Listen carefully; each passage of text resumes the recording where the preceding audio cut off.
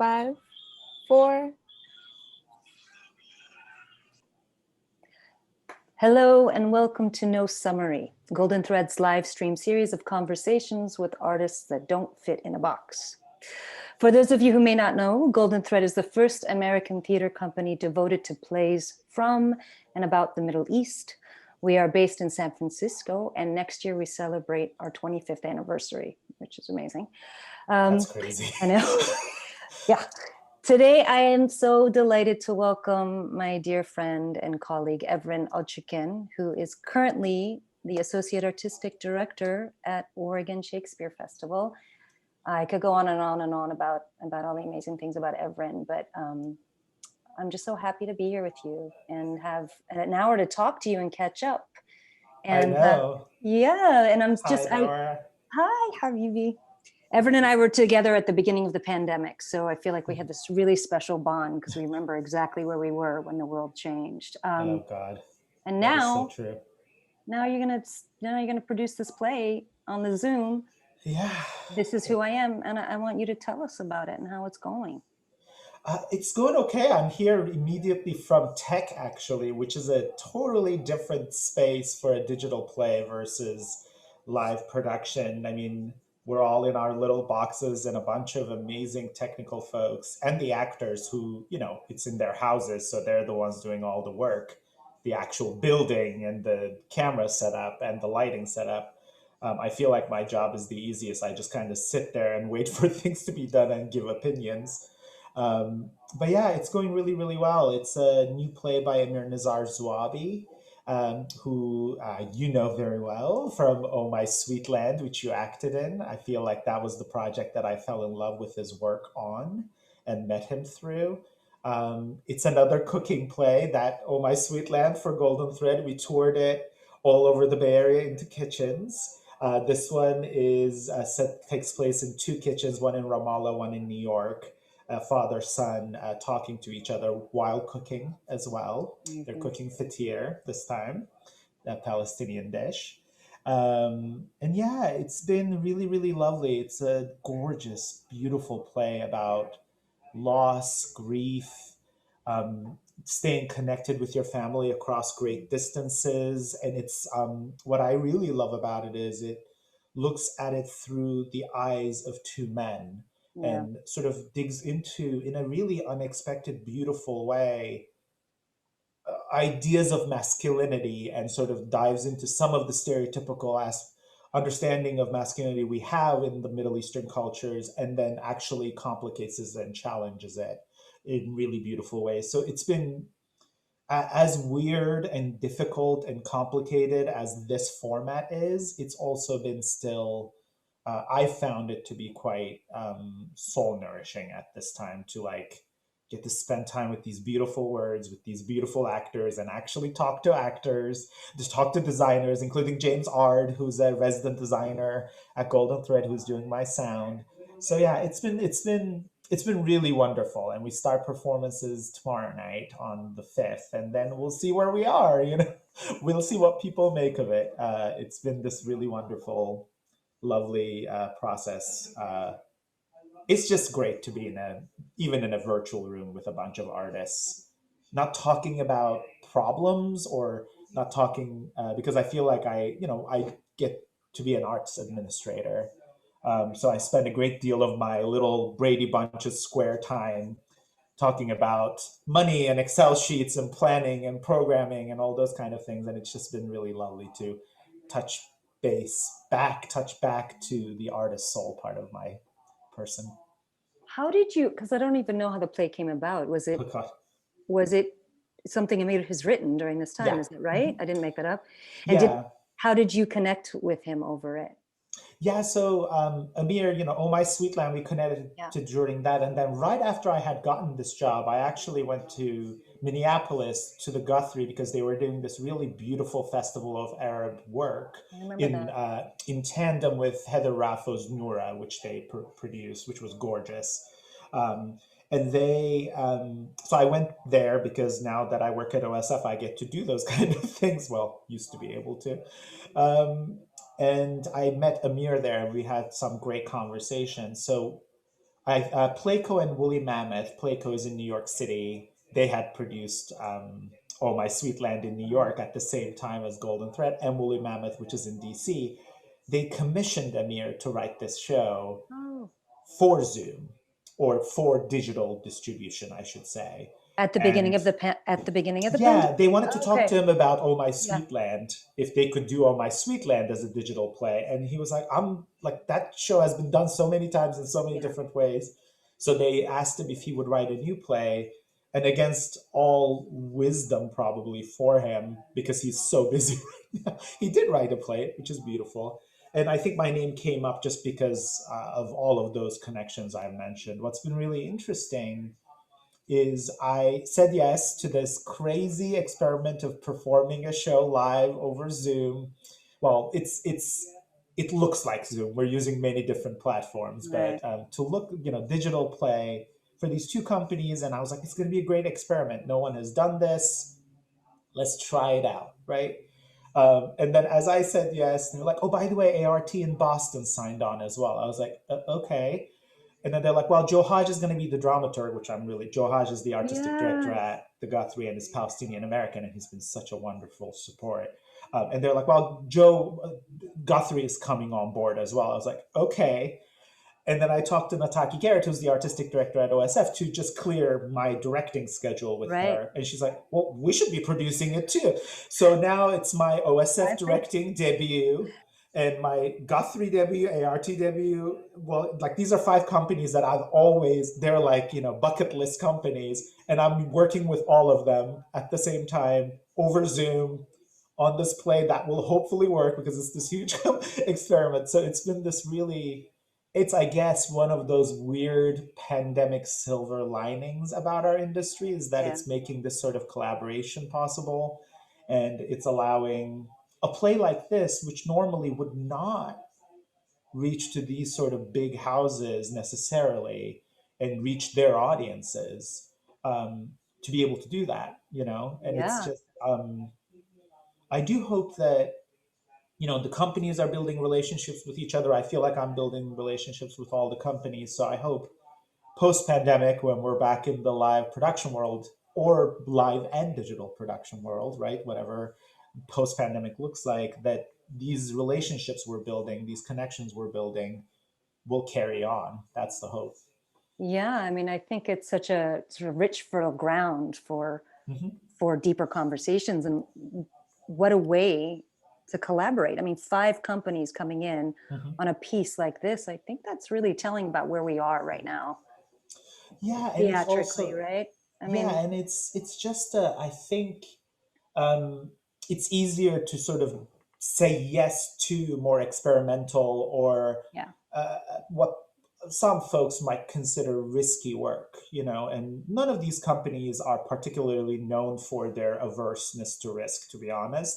So it does make sense that it is these 5 companies from the larger theater community that's like coming together like this. These are the people that are in the front lines testing things out. They're the ones that are, so, and the personalities of the artistic leaders certainly, they are interested in and pushing for more risky, more inclusive, more experimental might be too far, but at least structurally or conceptually experimental work.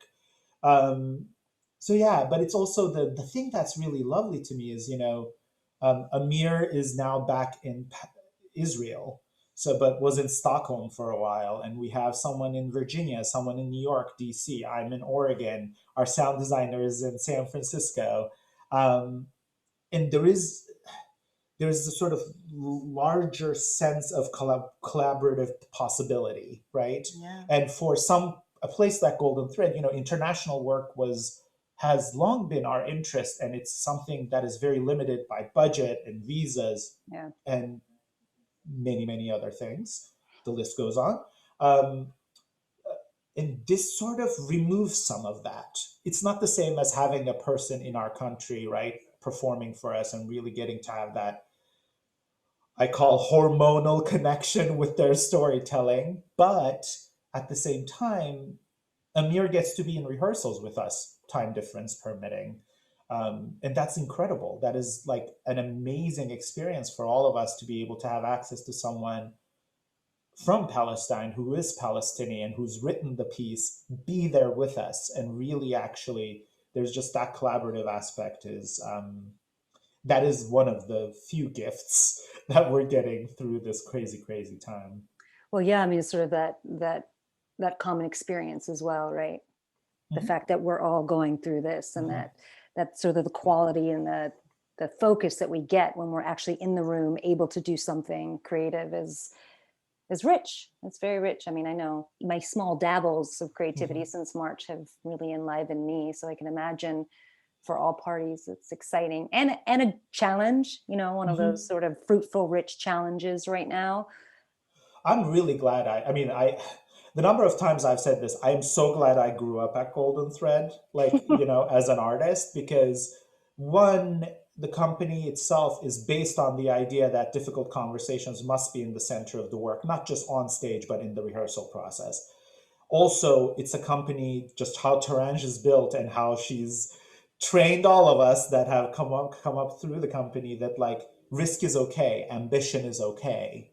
Um, so there is a lot not working, right? There is a lot of things that are odd and weird and impossible about this process, but I can find myself just drawing back on my experiences of trying to figure out how to make it work.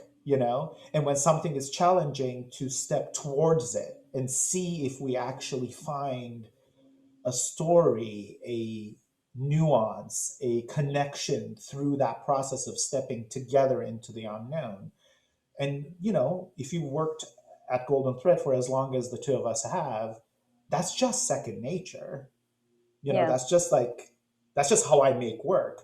And it's really interesting how that is not how work is made in the American theater in general, right? That is right. those thorny conversations where that room gets a little tense and people are not agreeing and but and that struggle around trying to get to some place where you're feeling like you're on the same ground again. Yeah.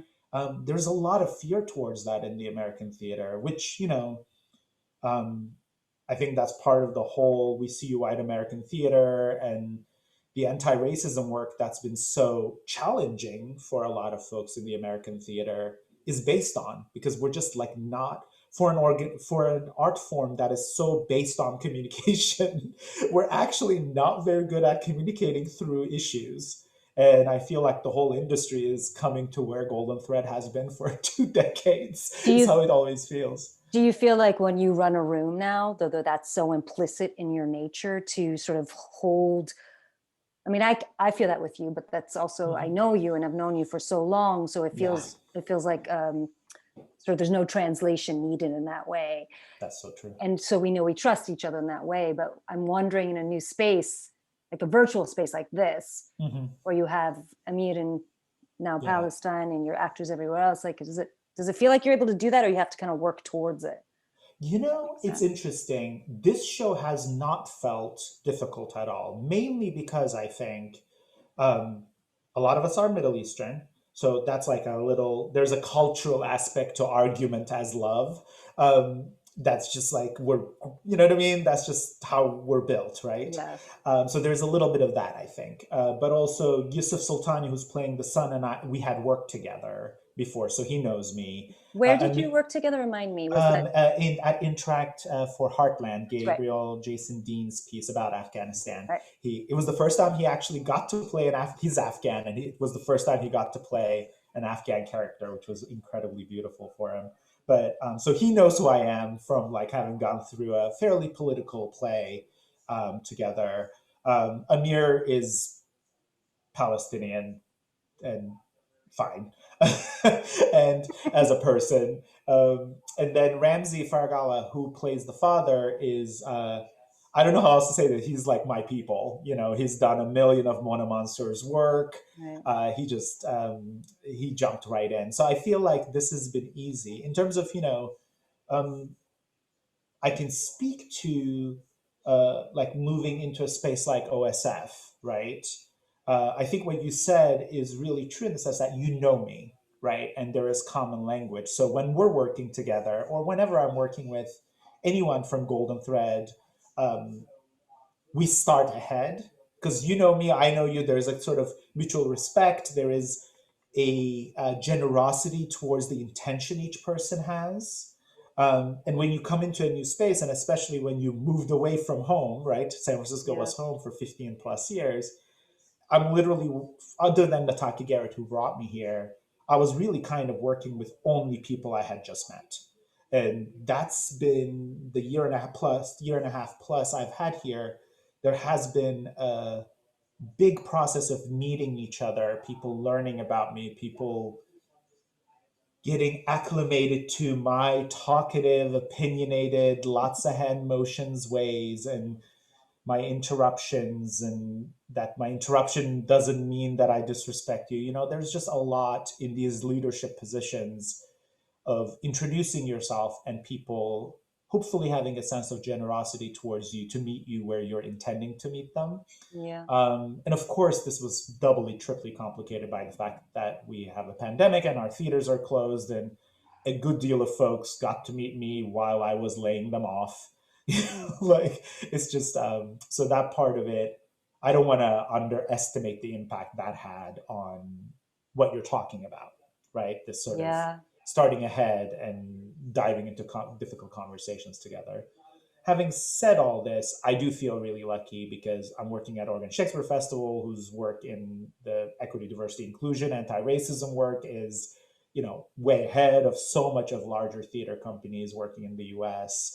I'm supporting a woman like Nataki Garrett, who's, you know, a Black woman and like one of the foremost thinkers in these sort of representation issues. So I feel very lucky in all those things, but it's still difficult. Yeah. I mean, and this is so just to give you audience a background, we were working together in Yeah. Portland right at the beginning. And I just think about the scale of conversations we were having, because I remember we're rehearsing and we went out to dinner one night and we were thinking we were having a really hard time, right? Because we're dealing with this really rich, hard language, but a play that takes a lot of soul, 9 Parts of Desire. And I remember just going to dinner with you and you're talking about all the different navigation that you were doing between texts, meaning like that was the big problem, sort of navigating all these moving parts. And then I just remember a little bit of when we start to hear about the pandemic starting, and then I remember you saying, oh yeah, we're talking about a plan if we have to shut down. And then flip it 1 week later, here we are just shutting down an entire, a country basically, in all theaters. Yeah. And that the scale for you as a leader and as an artist got like the lessons or the challenges got completely flipped on their head. So instead of worrying about, you know, costumes and lightings and props and sort of negotiation between people within rehearsals, it's how do we take care of our company members? How do we take care of our actors? How do we take care of each other and survive? And then that takes up so much of your soul and focus. We all had to do that. And that's such a huge task as you step into a large leadership position. Yeah. And then so the artist mind, but you know, has to get like a step aside for a moment. And then you get to do a project like this. And I just think, I wonder for you if it feels like a relief. It's sort of a space in your, you know, a space in your brain and soul that gets to play with. Because I mean, when I think of you, Evren, anytime I think of you watching a rehearsal or a play, it's one of the sweetest things in the world. And it's one of the hardest things about doing a solo play was I couldn't watch your face, because usually your face is like, it's so expressive. The way you take on it, you know, it's very unique. I mean, a lot of directors are more stoic in their presentation. I wish I were. I'm so bad at it. It's like I don't know how to direct without letting the play enter me fully. Yeah, like fully receive the play, which is like when you're doing a play like 9 Parts of Desire, which is, you know, brutal, or doing a play like this, which is not even remotely similarly brutal, but it's very sad. It's about grief. It's about loss in a way that actually kind of parallels my life in different ways. So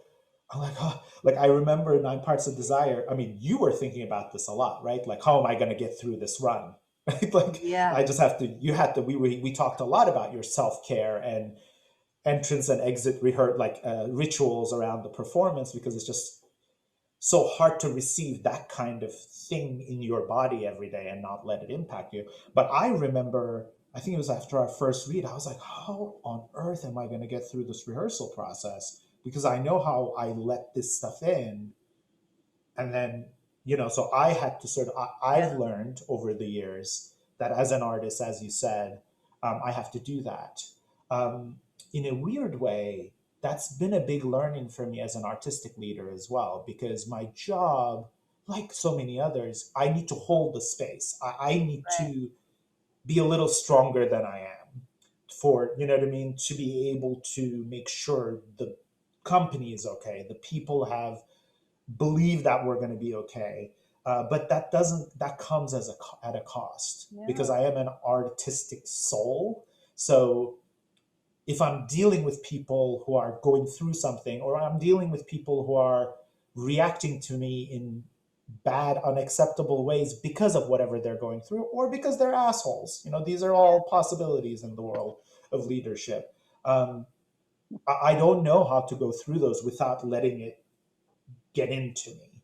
And that's been an ongoing learning process for me, because when you go from somewhere like Golden Thread, where it's a bit more of a family, so even Yeah. if someone is being difficult, you know them, there's history, to a place like this where it's just so large, you're dealing with new people all the time, and you don't have the contextual information you have about people to be able to wrestle with whatever it is they're giving you. Mm-hmm. Um, so it's all that side of me, and I don't want to shut it down, because I think I'm a much better director, and I'm a much better leader and a manager as the person that I am, right? Like if I can be truthful to what my instincts are, I'm just much more human, and I believe in leadership as a very human act.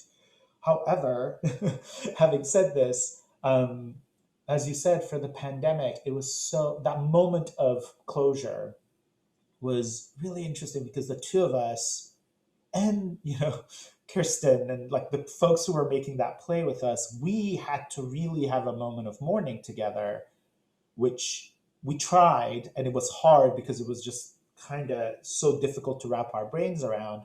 And I immediately, you are totally right, I completely had to shut that off.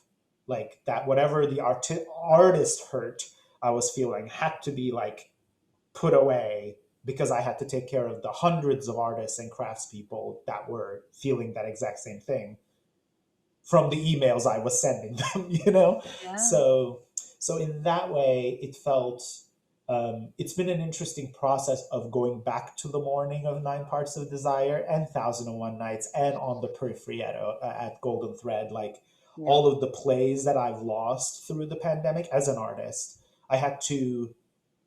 I'm finding ways to mourn those that is outside of my scope as an artistic leader. And then this play, it's like I have no time for it, right? It is a terrible. The thing about these jobs is that like it is actually stupid for me to direct, right? But it has been really interesting to see how much lighter I feel, and how much more like myself I feel, and how much more context that like I'm able to have a spirit of generosity to the people I'm working with, even if I'm up too late and waking up too early and in front of this darn computer for 16 hours a day, it feels worth it, because I feel nourished in a way. Yeah. So I do hope that for a lot of us, like artists who are mourning so much loss, that we find ways to be creative in a way that gives us this, because it's it's who we are, Nora. Yeah. It's part of who you are. So Yeah. I hope it for you. I hope it for any artist who's watching. It's just, we just have to find the ways to continue to feed that part of our souls. Well, and I think the way you put it, sort of that the language of nourishment, I think you forget. I mean, one of the conversations I've been having with so many friends is we've talked about this too, the idea of bandwidth, and having, in what I call the olden days, pre-pandemic, you have more of a sense of your own bandwidth, and you're like, okay, does a little too much. We're done. Oh, we're done. But now it's like, oh shit, that's too much. I didn't know I was too much, and I took on. But what I'm trying to say is sort of the cost benefit analysis is not always so clear, but sometimes you can forget when you haven't had the work for a while, or the artistic expression. For me, because as you were talking about watching 9 Parts of Desire, I often feel like this for directors, or I think about like my husband, like watching somebody birth. Going through birth is not easy, but at least you're going through it, and there's this cathartic, there's this thing that happens, and it's the same as a performer. Every single night that I got to do the show, which was 5 times, I got to, I got to break shit on stage. Like, it was amazing, like to allow my body to go through that incredible cathartic run of just moving and getting crazy and then cleansing, all that stuff to me was like it was a ritual, and I got to do it. But for directors or writers, I'm always interested in how that catharsis happens for them, and it's is it more internal? Is it a more, I don't know. It's mysterious and interesting to me. But I think about this moment. For me, it's small, like the small pockets of artistry that I've had have been enlivening, because I'm, navigating motherhood and trying to figure out if I still have a business and all that stuff, and the board and everything. But it's those, they really lift me, or even watching and listening to people's process has been really great. And so one of the things that we were going to talk about a little bit, but I have so many questions about Amir's play, so I'll come back to it. But is this little process that you and Mona and I have been doing with her urgent drama piece, which I always forget the title of it. Something order. Yeah, Things in Order. Mona play for me. Things in Order. Things in Order. Things in Order. There you go. So just as a background, Mona Mansour wrote this play at the beginning of the pandemic for a company in Sweden, right? And it's a short piece. It's maybe 4 minutes, and so Evren, Mona, and I have had these. They've just been like highlights in my little life. These very deep. The conversation starts around the piece and then goes on to all these other places, which is what I love about theater of people. And then we're trying to figure out how to present it. And so what we ended up doing was that I would go away and I would record myself literally in a closet and pantry and send this little draft of something. And then we'd come back and have conversations. And so I think I've done 2 or 3 iterations, but just that process has been, well, it's been a lot of things. I've gotten to know Mona a lot better, and gotten to know your relationship with Mona a lot better, because you two have a rich collaborative life, right? I mean, you've done, is it 2 or 3 of her? Well, it's so funny. We've developed 5 plays together. I've directed 2 of them to full production, but 2 plays, one of which hasn't been produced. Well, it's been produced, but not directed by me. I was attached before a word was written. So she brings me in to some projects, right? Some projects where that makes sense. We Swim, We Talk, We Go to War was one of them, which was done at, was my last Golden Thread show, I think, as a director. I was, when she got the commission from Middle East America, I was attached. So I saw the incomplete, weird swimming scenes she wrote before they made any sense. And, and it's really interesting to have, like we're like a married couple or something, with all the pluses, minuses, lefts and rights of what that means to people. I feel very inside of her world. She's very generous with me as a collaborator. I mean, I think that's just the kind of writer she is.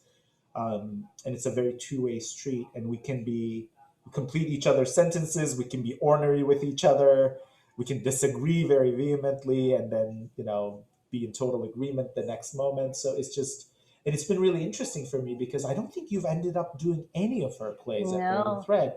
And it's been this thing in my mind. I'm like, Nora is Mona's actor, right? And this is one of the joys. Actually, I have to say, like, being an artistic director type, associate artistic director, a programmer, which in a way, like, my joy is putting people together. That gives me, if I can find the two people that and then put them together in a room and magic happens, it's just like, oh, it's the best feeling in the world. And for a long time, I mean, like, Nora is a perfect actor for Mona. And then this pandemic made it so, because I told her, I was like, God, she sent me the Swedish version, the production, whatever, the film. And I was like, this would be so good with Nora in it. And she was the one that was like, well, should we do that? I I was love like, it. I I didn't know guess that. we could. And the thing about that process that's been so lovely for me is it's like it's going to sound fancier than it is, but like asynchronous creativity, right? Like we have these meetings where we talk, and as you said, some of it is life, some of it is play, some of it is we actually have you read it and do real rehearsal, kind of. And then the idea is that you go away and then you make a thing and then you email it to us and we look at it and there's some note giving over email. And then we meet again and we talk about what happened, come up with some ideas, you go away again, you make a thing again, right? Like, and that has been, it came out of all three of us being so busy and not feeling like we could commit to like a full rehearsal process. But there is something about the flexible, floating kind of creativity of that kind of process that I'm curious about. You know what I mean? Like, I actually found like the Yeah. piece where it is right now from the last one you made, it's really good. So I'm like, this is exciting that there is a way like this to do a show like that, you know? Well, and I think what I love about it so much is because, I mean, I think you know this about me as an actor, is I often say I don't have the first idea. Usually when it comes to creative processes, I'm not interested in having the first idea, but I might have like the third or the fourth. And so like that process was, it was so fun. It was weird and hard, and filming myself, I'm never comfortable with that stuff. But then all the stuff that came about in the process of making it, that was surprising, almost like what it would be like if you're on stage with a scene partner, and they did something surprising. It was like this, just to give you audience a context, there's this whole thing is about a pantry, an organization of a pantry or shelves in a kitchen. So I would just be in my pantry and see stuff I didn't know was going to be there, and just sort of the mistakes of that. And that it just is a reminder of the process of creativity, and how surprise is so inherently important. And that also when you're, and I think, Evren, I have to credit you and Torange for this, because you both have trusted me with things that I was like, there's no way in hell I can do that. I'm not doing a solo piece, but you're the one. You're like, do you do this monologue of Yusuf's? Here's this play called I should take full credit for your solo work. Yeah, I mean, I've never ever imagined that I was. But then, of course, I realized that the solo work is such a misnomer, right? I mean, especially in the world of theater, it's like, I can't even say that enough. I mean, it's especially the 9 parts process, that team. And I don't think it's just because we went through a pandemic together. I mean, it really was. I mean, partially it was the space that you held, the artists in the room, but it was such a generous process. I mean, we worked on some of those lighting and sound cues for hours and hours and hours. And both Solomon and James just had this grace about the way they worked, because it was, well, that's not good enough, let's do this. That's not good enough.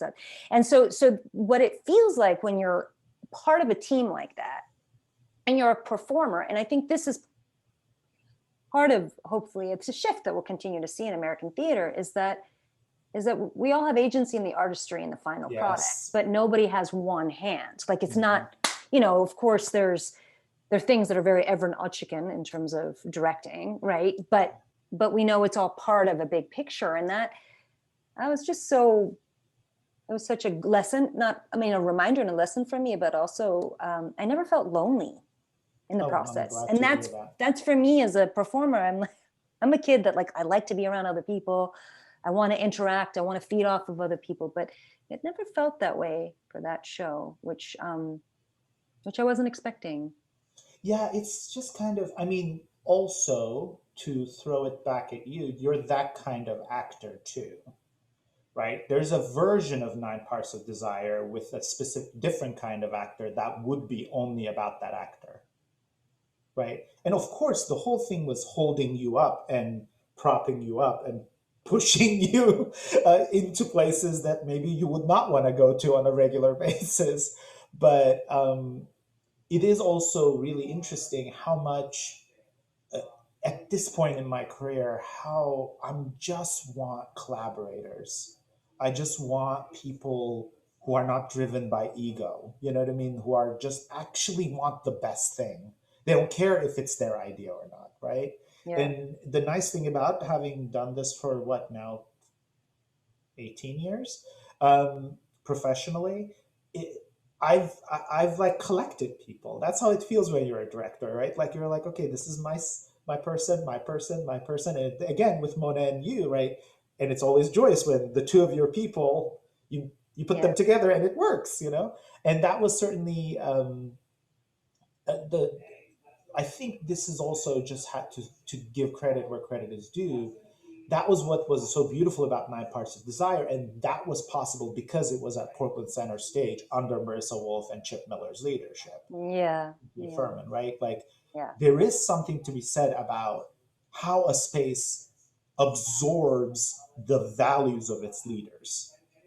Like Yeah. who Marissa is has, after a few years of her being there, have seeped into the wall so that I can create.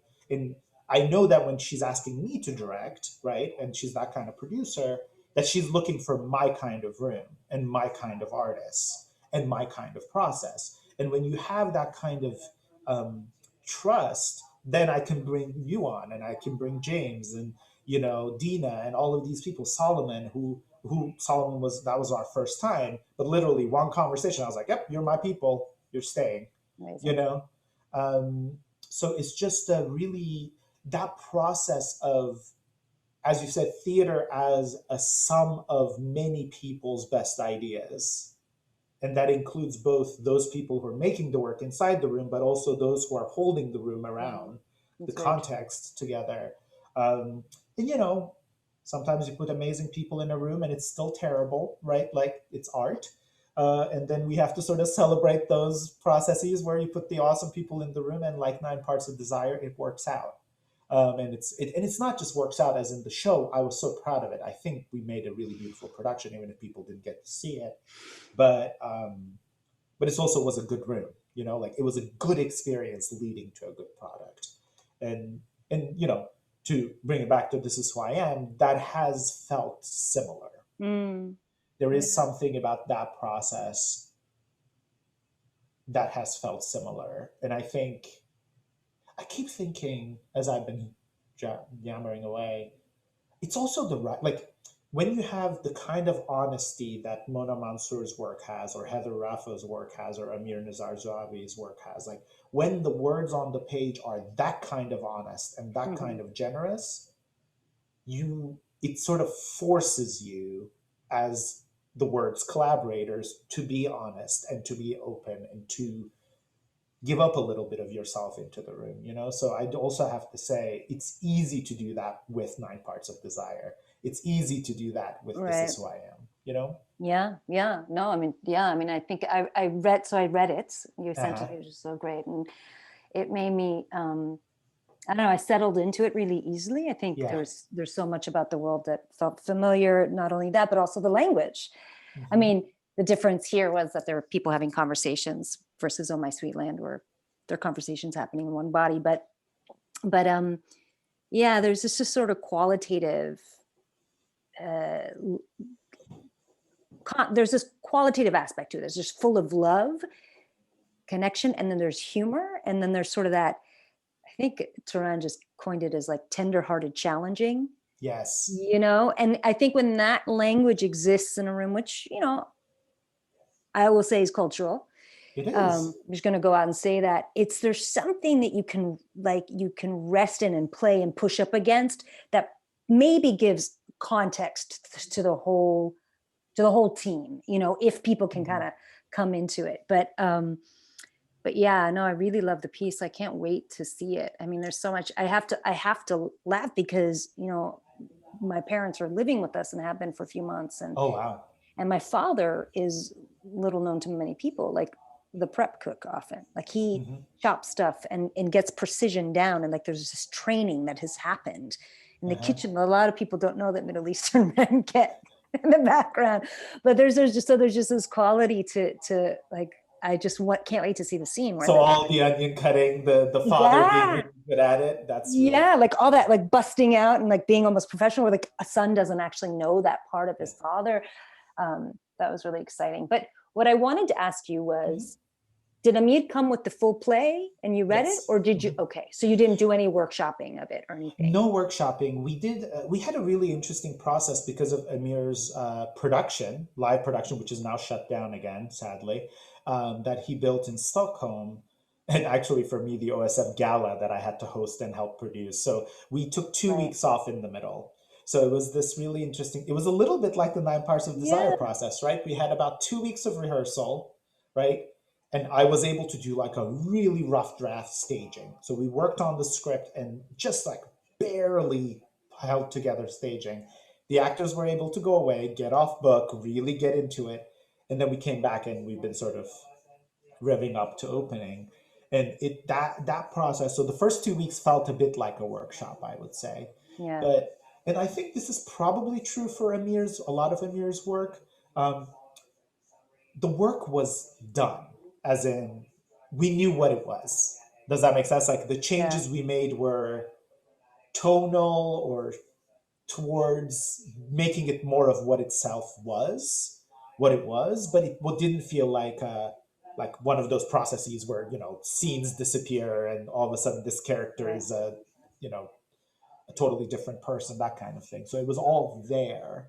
I do think some of it is also because it is a play that's very personal to him, not in terms of, it's not autobiographical by any means. I don't think he writes that way, but it's the kind of death and illness of a parent that it's dealing with is very much his experience and is very much my experience. So there is something really personal about the play, which makes sense that it would come out complete a little bit. Does that make sense? Like it was something he was living with, thinking about, imagining for a long time, so that the play sort of came out the way it did. But yeah, it's been a really, Amir, it's so interesting that this is where like the masculinity idea is really interesting to me, right? Like they joke with each other, and it's this very specific kind of joking that clearly I knew. I'm like, I know how that works. And then because of what they've gone through and because of the unspoken truth, not to give anything away, that some things that have happened between them, the joking is like on edge. Right.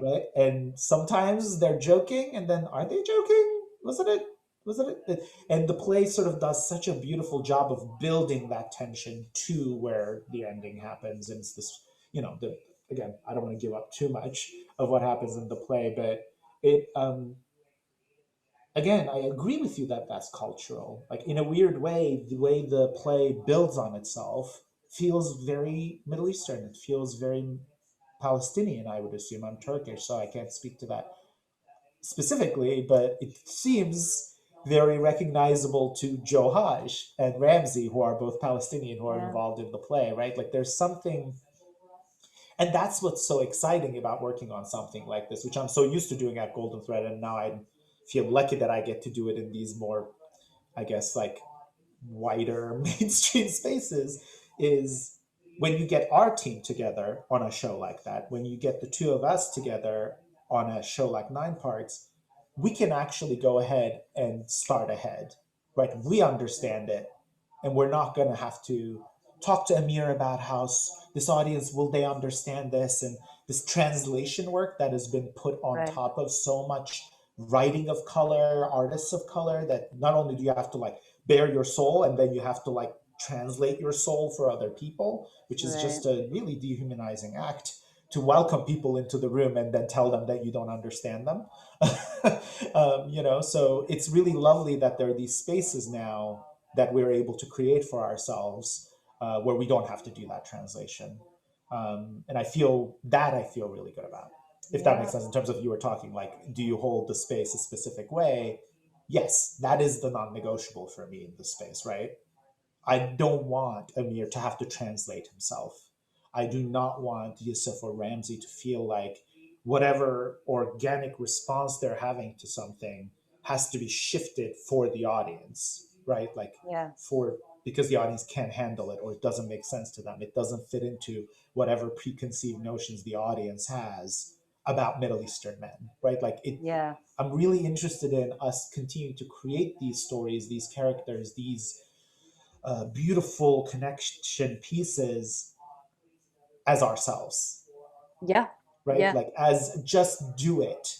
And then I actually do believe that it works if you do it for real, you know? And I have enough good examples of it working to be able to, like, I have proof, right? So, Right. so I have hopes that, you know, that feels very non-negotiable to me as a director, if that makes sense. Yeah, of course, because then it's you're not doing this sort of internal censorship. Yeah, that's the worst. You And we all know? do it. Yeah, we do. We do. Sort of No?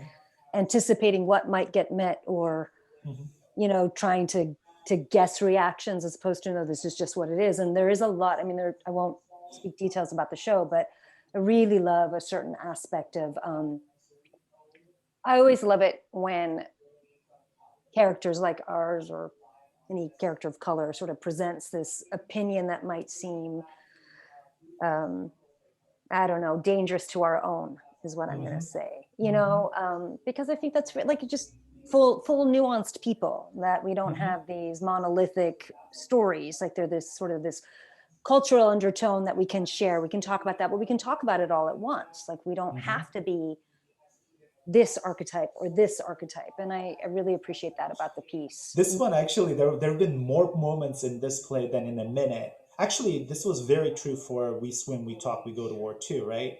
So there would be a moment where, like, let's say Yusuf would be like, but I said the exact opposite of this 5 pages ago. And you're like, yes, you did. Because we all do that. That's like, that is true. I mean, we do that. Like, And they're both true in the moment that they happen, right? exactly. And Yeah. and the thing about it is, I agree with you that, I mean, these men are very there is a delicate, sensitive nature to the two men in the play that is just very endearing to me. And Yeah. it's in a way, that son is me on stage, right? Mm. Like, in terms of his immigration experience, that he's an artist. People back home don't quite understand what the hell he's doing with his life, all of those things. There's a lot about me that is reflected in that character, and it is. I haven't seen myself in that kind of fullness reflected on the American stage before. So it's Mm. really lovely to have that experience of help create that, right? But also to be able to create it in a play that is written by someone like Amir that refuses to give up the nuance, right? Yeah. Because I don't actually need a better version of myself on stage. Does that make sense? Like, someone who's Yeah. better than me. I would love to be able to see myself reflected on stage in my full, flawed, weird, contradictory self. It's Yeah. who I am. And there is, even if, as you said, there, like, someone will say something and you're like, oh, I wish you hadn't said that, right? It would be so much better if you didn't say that. There is actually, at the end of the day, I think the play works because they do say it. And the play moves me personally as an audience member, Yeah. that I get to be every night for a minute, because of that. And Mm-hmm. like, we have the writers, we have the directors, and we have the actors now to be able to lift up that complexity, right? Like, we've been working, there's so many of us who have been working so hard for so long on our craft so that we can do that. So now it's all about, like, creating more and more opportunities so people can flex those muscles, um, for themselves and for the folks who are watching, because that's Yeah. how you change the narrative. Yeah. I mean, it's amazing to think about 25 years, right, of Yeah, existence as a company, and how, like, how rich the community is it now. I mean, is. and which means there's more maturity, and then there's also all this new Oh, it's all the this new best. blood, which is my favorite, because I always joke, like, I feel like an auntie at this stage of my life, which I love. Oh, try not to be we patronizing. are aunties. We are fully aunties fully right aunties. now, Nora. Yeah. Just so you know, whatever I love it. bright-eyed young artist selves we had when we first met 10 years ago. Yeah. No more. It's good. But it's fantastic. Are you kidding? It's fun. It's so fun to watch because it's, I just feel like, ooh, let's look at all these cool people are doing. But I also love being the man in a weird way. Like it's, there is a younger generation of Manasa, Mina, Middle Eastern, whatever we're calling our umbrella these days, artists who are so much more intersectional and have a very different kind of comfort within the anti-Blackness, anti-racism conversations, and have a different idea around queerness and gender politics. And and the thing I love about it is because they're Middle Eastern, I'll claim again cultural aspect to this, they're not nice about it. Right? They're not going to be nice to me because I'm successful Middle Eastern artist. Like they'll challenge me, and I can see like, oh, you think I'm a little old-fashioned right now. That's exciting. I have never been old-fashioned, but I'll be old-fashioned for you, right? Like this idea, and Taranj talks about this a lot, has talked about this a lot, and Namtaki Garrett at OSF talks about this a lot, of being a ladder, right? Like that's the image that Namtaki uses. She's like, I'm a ladder so that the next Black, female, whatever shared identity that they have with Nataki, artistic director, can go higher than me. Right? And that is something I think, I know you live that way. I know I try to live that way, where I'm like, yeah, call me an idiot and do better. Right? Like that sounds fantastic. So I'm really excited about that next generation. I think I'm really curious. I guess I should say, like, I can sort of see where we're going, but I have faith that we will go so much further than I could actually imagine in this moment. Yeah. I mean, I can say that for sure. I mean, having a 9-year-old, like, I mean, oh my God, just already he's young. He's 9. He's 9. That's too old. I know. Tell him that that's too old. Yes, I don't accept this. He always he's like, listen, I'm a 9-year-old that still sleeps with my parents. I'm not growing up. Like, this is response. Okay, cool. But I had one question, because when you were talking about the rehearsal process, and I'll just say, I loved the gap between. Yeah, I wish we could do that all the time. Did you guys like it? We loved it. Yeah. There's something this is really interesting. It's sort of like doing a show twice, like you've done a tour. There's something about the space in between that, this is something I just love about artistic process. Or, I'm so contemplative and weird that way, but meaning I need things to really settle in on this almost a cellular level, right? So there's something about when we staged the piece and we kind of cracked all the technical nuts and bolts. And then when I went away and kept working on the text, it was like, oh, it settles in. So I don't know, I just came back much richer and ready to work in a different way. But did you all felt that way too? I mean, Ramsey, the actor who's playing the father, was like, can we just do this forever? Like this kind of break? Because I do think, and this is part of the capitalist economy in which we make art, right? Is that there is like, we need to make it in as little time as possible and as quickly and waste as few resources as possible, right? Like that's just because the nonprofit theater is so drained of resources and has been for so long, and will be even more on the other side of this damn thing, that we're all built to make shows in 4 weeks, right? Like that's literally what my training is over however many years, right? I can put up a show in 4 weeks. That's my, as if that's something to be proud of. So what you end up having on stage really ends up being the first impulse you had as a director, right? Like you get to have like your first impulse, and then maybe if it's a shorter show, you can get in like impulse and a half, right? On some moments. Whereas this one, I could like really live with the play. And as I said, build it up.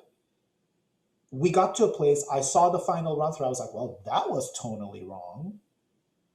Right? I was like, that was not right. Cool.